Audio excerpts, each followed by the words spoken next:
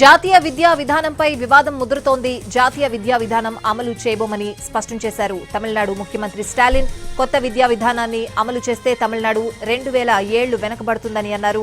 కొత్త education policy విషయంలో కేంద్ర ప్రభుత్వం, తమిళనాడు ప్రభుత్వం మధ్య వివాదం నడుస్తోంది. 10,000 కోట్ల రూపాయలిచ్చినా తాము ఎన్ఈపీని అమలు చేయబోమని స్టాలిన్ తేల్చి చెప్పారు. దానిని పాపంగా అభివర్ణించారు. ఎన్ఈపీలో 3 భాషల విధానం ఉంది. దీని ద్వారా హిందీని తమ రాష్ట్రంపై రుద్దే ప్రయత్నం జరుగుతోందని తమిళనాడు ఆరోపిస్తోంది. తమిళనాడు 2 భాషల విధానాన్ని మాత్రమే ఫాలో అవుతుందని స్పష్టం చేస్తున్నారు డీఎంకే నేతలు. తమిళ్, ఇంగ్లీష్ మాత్రమే ఉంటాయని చెప్తున్నారు. తమిళ ఐడెంటిటీకి హాని కలిగించే దేనిని కూడా తాము సహించబోమని అంటున్నారు.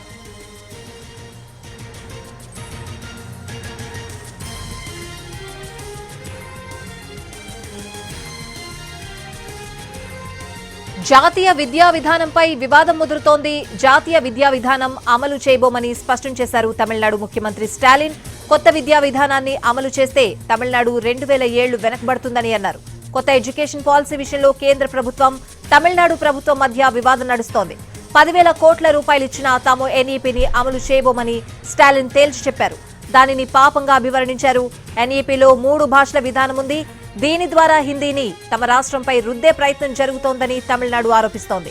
తమిళనాడు 2 భాషల విధానాన్ని మాత్రమే ఫాలో అవుతుందని స్పష్టం చేస్తున్నారు డీఎంకే నేతలు. తమిళ్, ఇంగ్లీష్ మాత్రమే ఉంటాయని చెప్తున్నారు. తమిళ ఐడెంటిటీకి హాని కలిగించే దేనిని కూడా తాము సహించబోమంటున్నారు.